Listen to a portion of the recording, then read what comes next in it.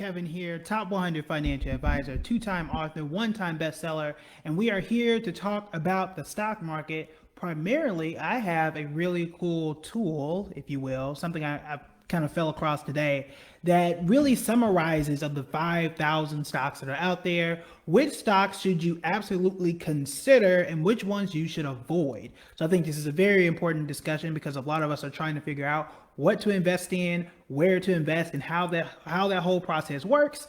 And I have my own notification popped up, which, by the way, go ahead and hit the share button since that is live. And now we have it in the background. So go ahead, hit the share button, share this with your friends and your family because we're all trying to figure out what we should invest in and where we should invest. Now, I will tell you this.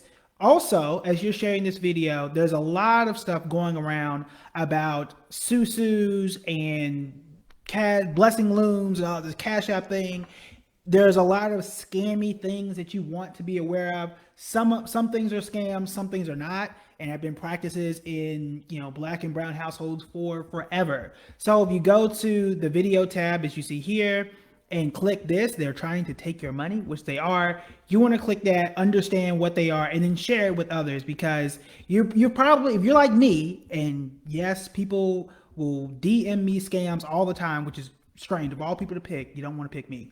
But essentially, make sure that you go and share that video and just share it with others so that they understand what they're doing and what's fact and what's fiction. Because I don't want you to lose your money. I want to show you how to grow your money in a way that makes sense and a way that's legal. So make sure that you go ahead and share that video. And then again, share this video, which is what I am doing right now on my phone. And we will go ahead and get started. All right. I also, as always, if you have questions, feel free to pop those in the chat. That way I can monitor them and everything from here. All right. So what I was doing, and you can see the whole video there. We've got some comments and things. All right. So this is on CNN Business. And you can see the URL here. If you guys ask, I will put it in the comments after this video is over so you can go directly to this link. But essentially, it has a really cool market dashboard for the coronavirus. And these are stocks that are moving during this time. So it doesn't mean that these are all stocks you should buy. Someone's thinking about Moderna, which is one that we're going to talk about. I feel a lot better about Moderna now than what I did maybe 2 months or so ago. But again, these are stocks you should consider. I think you take them, you investigate before you invest. So I'm not telling you to go and invest in any of these. I'm telling you to go and investigate, see if they work for you, and then you can make that decision from there. So blanket statement, putting it out there, investigate these. This does not mean, I'm telling you to go invest in them. You want to make your own sound decision. I'll let you know the ones that I have just so you can get an idea. But again, what works for me and what works for my investing style may not work for you. All right. So again, you can see the URL up here.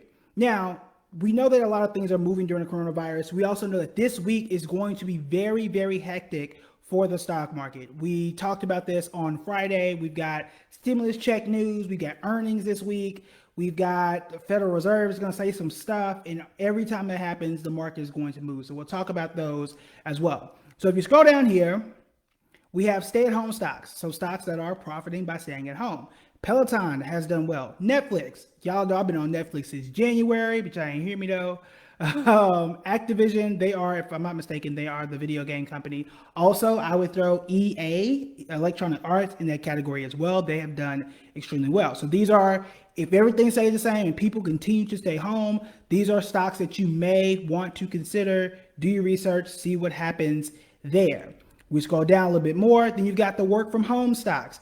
Now, I don't know who Okida, whatever. I don't know them. My first time ever seeing them was on this list. So there you go. We've got Zoom, which we know, obviously, they're a relatively new company from a stock market perspective. They've been around for a while, but the stock is relatively new, about a year and some change, if I'm not mistaken. They have done extremely well with work from home. They will likely do pretty well, at least for the foreseeable future. We will see what happens. Facebook is trying to enter that market a bit. Microsoft is trying to enter that market a bit and kind of trying to take market share away from them. So Zoom, and these are like, write these down and go investigate and see what you like about them and see if you want to hold them. Now, Slack has not done well. I wasn't a big fan of Slack. I'm really not a fan of many IPOs. I let them kind of go out there and wade in the water and see if I like them or not. That includes Zoom personally for me, but Zoom just hadn't done well. I don't know why. People are at home, so I figured, if they're using Zoom, they should be using Slack too, but apparently not. So we'll leave that one for now. We'll scroll down, and here are some stocks that I've been telling you guys about for quite some time. Walmart. People are always going to shop at Walmart. Regardless of what's going on, virus or no virus, people are going to go to Walmart. They're also going to go to Costco. I've been telling you guys for a while, if you were a long-term investor in Costco, $80 a month from 2010 to now would have got you over $130,000. $80 a month, that's $20 a week. That's not bad. Now, that doesn't mean it's going to do that for the next 10 years. Costco was also named the ultimate pandemic stock by Yahoo Finance several years ago. And it's a stock I told you about going all the way back to like April, before things got, much, much worse. So I told you guys about it. Been throwing it out there. It's a stock that you will want to consider. Slack has been poo-poo. I never bought it. I ain't either. So thankfully I didn't buy that. And y'all, somebody tell me how to pronounce OKTA. Okta. That sounds about right. Allows people to do remote stuff into desktops. Interesting. Ain't heard of them, no. All right, so we got Walmart and Costco. Again, these are going to be solid stocks almost regardless of what people are going to do. If things get worse, which they kind of have, you're going to go back and buy a whole bunch of toilet paper. As the holidays pick up, you might see these stocks pick up as well, but they're not going anywhere. These are always going to be relatively solid stocks for you to put your money and allow it to grow over time. You got Target and CVS. I think these are lesser versions. If I have to pick two out of these four, I'm going with the top two, my personal opinion. But that's just how I view these. And you can see how they've done over like the last year, which Target, not so great. CVS, not so great. But then you can do Walmart and you see it's a bit better. And then you can see Costco's probably the best out of those four. Okta, that's how you say it. Okay. All right, you've got Campbell Soup and you've got Procter & Gamble. I've been telling you guys about Procter & Gamble. They make all the stuff, the shampoo, the toothbrush. They probably make toothbrushes too, toothpaste, all the stuff you ever actually need. If you're a clean person or just a normal average person, you've got something that's Procter & Gamble. They've been relatively solid too, and they took a bit of a surge as people started to buy more toilet paper and things of that nature. All right, now, these are stocks that I personally would avoid. Again, what works for you works for you. But I did an analysis on American Airlines earlier today, and they've been down 70% from this year alone. 70% from this year alone. You can go here, check the last 5 years, and it ain't been good since 2018. It's just a straight slide down.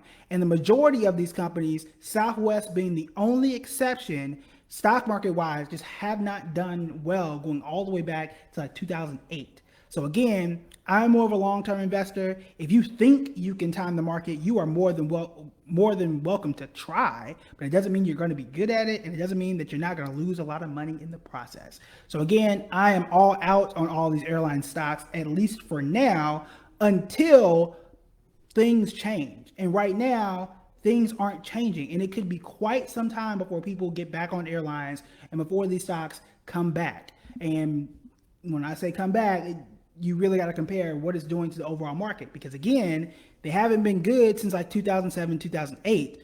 So go back to what, right? So you want to be very careful of those. Some people have made money on it. That's totally fine. Great for you. But again, the numbers say otherwise.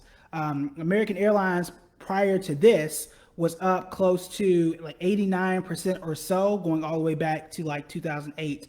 And that was good, except the overall stock market was up like 99%. So even though it was the only positive stock, it was still down compared to the overall stock market. So again, pick your poison there if you are investing in the airlines. Personally, it's just a spot that I'm just avoiding right now. Somebody put the poop emoji on AAL.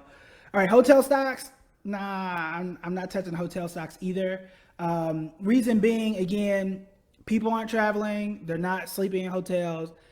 I'm a little afraid of going to a hotel because we already know they don't really clean the sheets anyway. In case you didn't know, there's a bunch of news stories, local and otherwise, where they like pull back the blue light and show you, them sheets ain't clean. So I doubt that this is going to be a place that you want to invest, at least for the, for the near term until everything clears up, which could be quite some time. Even if we were to get a vaccine, let's say we got a vaccine in January, people still aren't going to start traveling immediately. Everybody has to get the vaccine, then we got to see if the vaccine works, and then people will eventually start to travel. So it can be quite some time. So if you're going to do this, plan on sitting that stock for several years before you start to see a profit. Just throwing it out there. But again, not a place that I would look to invest. Oh, someone's clarifying a question from earlier. Costco pays $80 in dividends. That is incorrect. So what I was saying is, and thank you for clarifying that, if you invested $80 a month, so if I'm putting in $80 every single month, that if I did that from 2010 to right about now, I'd have over $130,000. Does Costco pay a dividend? I guess so. We can look and see. I don't know what that dividend would be. However, you put in $80 a month over the last 10 years, you'd have more than $130,000 today. All right, so let's keep going. Cruise, concerts, and theme parks. No, and hell no, man. Also, and we talked about Carnival. I actually think I talked about Carnival in my email today. Maybe it's on Instagram post, but no, these aren't doing well either. I think Carnival is down close to 60% just this year, and they were not doing great before the pandemic. Yes, people are, trying to game the system and get in and get out the right time. Extremely difficult to do. Extremely difficult to do, and it's also high risk. If you have stocks like a Netflix or a Procter & Gamble or a Costco or a Walmart, why waste your money trying to get things right and hit a home run when you can get easy money now in some of those stocks? Now, I think one exception could be Disney. Disney is tricky though. Disney is very tricky because they have a benefit and a cost to doing this. While Disney Parks may be suffering and ESPN may or may not be suffering because baseball is now shut down and it's back and the whole sports thing, they also have Disney Plus. And Disney Plus has Hamilton and other things as well as Marvel Studios, which may help the stock in Disney Plus. Maybe. There's a big maybe because they also had to push back some of their movies because theaters weren't open. So Disney is a very tricky stock. It has an emotional aspect to it where I'm a huge Disney Marvel person, so I want the stock to do well, but it doesn't mean it actually will. If you go here, you hit 5 years, and you can see with the exception of 2019 where it really popped here, it ain't do so hot over the last 5 years. It is essentially flat. You look at 120 going across, it almost never broke $120 a share up until the few months between 2019 and 2020. And that was it. It is not a consistent slide up. It's flat, it goes up, and it's right back to where it was beforehand. So be very careful about Disney. Don't jump into it thinking it's going to be the next great thing just because you actually love it. All right. Don't know why people are buying travel. Man, people are buying travel for the same reason they try and do these scams. And they think it's a gamble. Everybody's trying to hit a home run. Like, I just invest a little bit now, and then I'm a millionaire. That's not how investing works. A lot of times, it is a slow process and something that is extremely boring. And that's really the way it should be. I don't know if it's the media, I don't know if it's movies, whatever you want to call it, that makes you think that investing has to be this super exciting thing. It doesn't. I just got an email today. You just invested $10 in the stock. Great. I'll just keep it pushing. It doesn't have to be this super exciting thing. The exciting part is when you come back years later and you see that your money has grown. That's the part of it. But sitting there staring at it every day is like watching grass grow. Right? It's not exciting, but when the process is over, you are much better coming out than what you were going in. All right, so I tell you that Florida is a hot zone. The parks will close and money loss is on the way. I totally believe that. I totally believe that. Texas being one of those hot spots too. So you got to be careful. Like Six Flags, probably not going to be the move. They are probably going to close here pretty soon if they haven't already. So again, I would avoid the vast majority of these travel, that includes airlines, travel, cruise lines, all this concert stuff. I'm staying out of it for now. Disney, you can put a little asterisk there, but again, they've been super flat up until like last year, and they're right back to where they were. So take Disney for what you think it's going to be, but be very careful about that. All right, you got Live Nation and Eventbrite. We'll skip those. Now you have gaming stocks. Now, personally, I put this in the travel category. You know, I'm looking at resorts and Caesars Entertainment. I'd be honest, it's not an industry I follow. You can see how well Caesars had done up until now. We can see Las Vegas Sands Corp, not so much. So this one, I don't think, as long as things are still closed down, we're having these issues, I would probably avoid this. But again, do your own research, see where you want to go from here. All right, and then we're going to go to biotech. Now, this is where the money is being made. All right, so you've got shares like you got stocks like Moderna.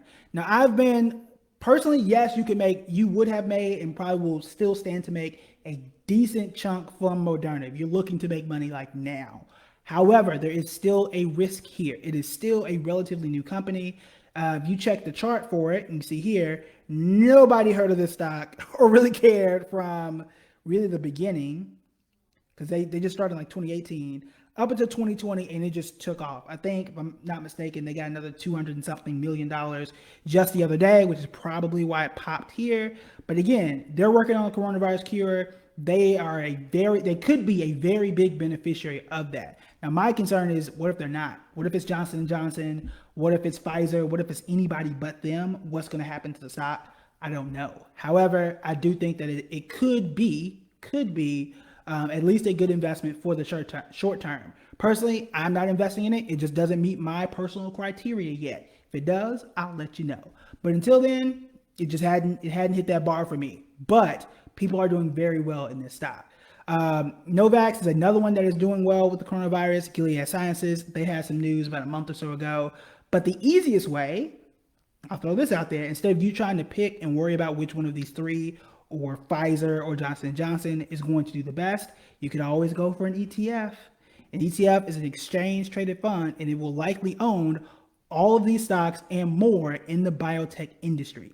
That could be very helpful for you, so you don't have to sit here and pick and worry about which company is best. Why not just own them all, right? So that is probably your best bet when it comes to which one of these, cure companies or biotech companies are working on something that could help you. So again, I think Moderna is probably going to be the best one out of the bunch. Why pick it if I don't have to, and I can just get this biotech ETF? It probably owns Moderna anyway. We can check that out near the end of the video if we need to. All right, so let me check the comments real quick as we go. I don't know why the screen is blinking. I apologize for that. Wouldn't do any of the hotels. I agree.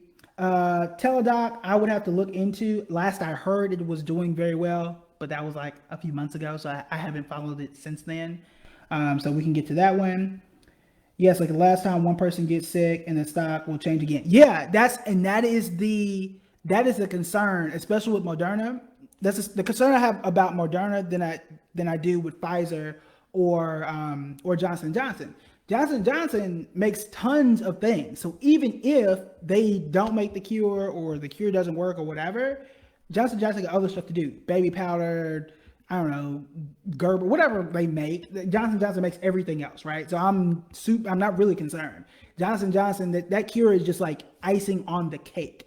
Moderna seems to be everything they have, because you can see they weren't anything. No, there was not a household name up until like yesterday. So if they don't do it, or someone gets sick, which we actually saw a few weeks ago, they had bad news about it and the stock just tanked. So you are taking a risk with all of these. I think Gilead Sciences, they've been around for a while. They've been good for a while. So maybe not so much there, but that's the safety you could get in this particular ETF, because this is only one of the hundreds of stocks that this ETF could have. All right, so which ETF? So it's this one here, is the iShares NASDAQ Biotechnology ETF. So it's one to look into. There are several others, but this is just the one that they have on their list. But this is the one I would go to and look at it and see like what y'all got, what you investing in, and how well has this done. I think this is likely going to drive growth, in the near-term future. All right, so we're scrolling down. These are prevention stocks. I think Sandy had mentioned this. There's Clorox. So there you go. They're on here, and then you have 3M. You can go ahead and research. I believe Clorox has done really well over the past year, as you can see, pretty much straight up, which is great for them. 3M, not so much. They're kind of coming back a bit. So, if I had to choose between these two, it's Clorox is where I'm going.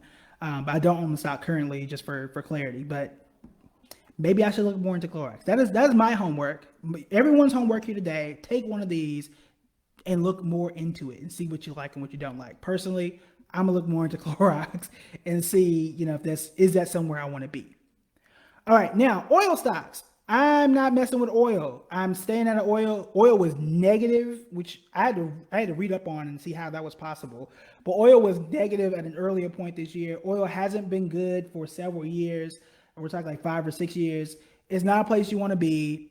I don't know when it's going to come back, but we know production is down. But also is alternative energy. People want more Teslas and not a whole bunch of cars. So that's not a place you want to be. Again, they've been down for quite some time. I want to say more than 5 years. You can do this and just see falling off a map. You've got ConocoPhillips has been falling off the map since about 2018. So notice when it's been falling. This one, Exxon, has been steadily down and then really fell off the map in 2020, as did most stocks. Occidental, pretty flat, started falling off in 2018. So if you've been falling off since 2018, this ain't the time to jump in now. So I would just avoid the whole oil industry as well. So if you're looking for what to avoid, oil, travel, hotels, airlines, just leave them alone. Wait until they start moving up, and then you can start to ride the boat at that point. All right. So those are the big ones. This is macroeconomic stuff that no one really needs right now. But those are the stocks that you should consider and research, and the ones that you should probably just avoid, from my view as a top 100 financial advisor and someone who's managed $140 million. So what do I know? But managing people's money and seeing exactly what they're investing in. So that's my take on it. I'm going to go and ask. I want to go and answer some questions that we have here. And again, make sure that you share this video. All right. So what about Amazon? I'm still looking. I hold Amazon. Amazon has been incredible.